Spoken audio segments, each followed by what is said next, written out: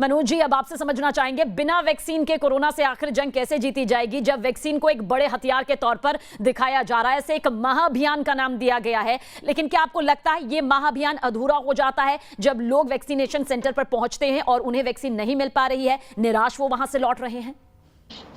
हाँ, देखिए ऐसा है कि आपकी वैक्सीन के अलावा कोरोना से लड़ने का और कोई तरीका नहीं है, ये बात तो हर किसी को मालूम है।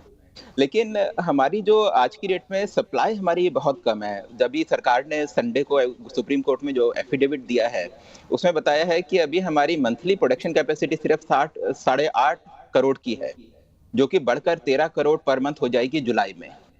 तो ये बहुत ही ज़्यादा कम है। अगर हम बोलें कि हमें अपनी 60% पॉपुलेशन जो कि 18 प्लस है, उसको अगर वैक्सीनेट करना है, तो उसके लिए हमें 160 करोड़ वैक्सीन्स चाहिए होंगी। 160 करोड़ वैक्सीन्स का मतलब है कि करीब 160-170 करोड़ के करीब वैक्सीन चाहिए होंगी।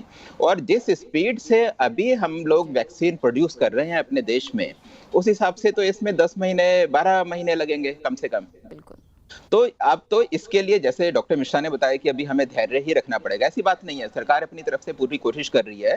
सरकार ने एक और चीज बोली थी कि कंपलसरी लाइसेंसिंग, जैसा अभी मैं देख रहा था कि हमारी रिपोर्ट में एक पैरवी करी गई थी कि भैया एक नेता ने पैरवी करी थी कि कंपलसरी लाइसेंसिंग करके हर किसी को उसका लाइसेंस देके कंपलसरी करें कि वो वैक्सीन को प्रोड्यूस करें।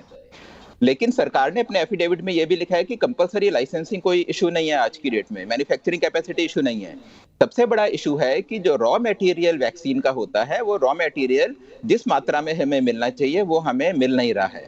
हमें बेसिकली उसके लिए वो बेसिकली अमेरिका से आता है और अमेरिका में हमें उस चीज के लिए उनके ऊपर प्रेशर डालना होगा। इस बीच दूसरी चीज मैं एक और बोलना चाहूंगा कि भारत सरकार को जितनी कोशिश पहले करनी चाहिए थी, उतनी कोशिश उन्होंने टाइम से करी नहीं। अगर हम अमेरिका का एग्जांपल लें, तो अमेरिका ने पिछले साल ही $20 बिलियन ईयर मार्क कर दिया था वैक्सीनेशन के ड्राइव के लिए, और उन्होंने कंपनीज को R&D और क्लिनिकल रिसर्च के लिए भी पैसा दिया था, और कम पैसा नहीं दिया था, $2-2 बिलियन उन्होंने एक एक कंपनी को दिया था। जबकि अगर हम, और उसके बाद उन्होंने एडवांस ऑर्डर परचेज कर दिए थे 600 मिलियन वैक्सीन के। तो आप देखिएगा कि उन्होंने कितनी फाइनेंशियल हेल्प करी। लेकिन हमारे यहाँ सरकार ने क्या करा कि इन कंपनीज को जो ऑर्डर प्लेस करे वो भी बिट्स एंड पीसेस में किए, छोटे छोटे ऑर्डर उन्होंने प्लेस किए। उससे प्रॉब्लम ये होती है कि कंपनी को यही नहीं मालूम कि कल उनसे कितना सामान खरीदेंगे, कितने वैक्सीन खरीदेंगे। तो फाइनेंशियल रिस्क कंपनी उठाना नहीं चाहती।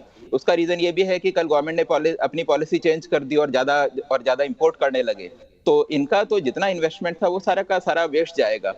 दूसरी चीज ये है कि उसी एफिडेविट में था कि भारत सरकार ने अभी तक जो मदद करी है क्लिनिकल ट्रायल्स और R&D के लिए, वो 41 करोड़ की है। 41 करोड़ कोई कम नहीं है, लेकिन अगर हम अमेरिकन या बाहर के देशों को देखें, तो वो देखते हुए ये मेरे ख्याल से काफी कम है। वैक्सीनेशन एक बड़ा कॉम्प्लिकेटेड प्रोसेस है, जैसे डॉक्टर मिश्रा ने बताया, और यही कारण है कि सिर्फ 2-3 कंपनियां हैं, उसमें रिस्क भी बहुत ज्यादा है।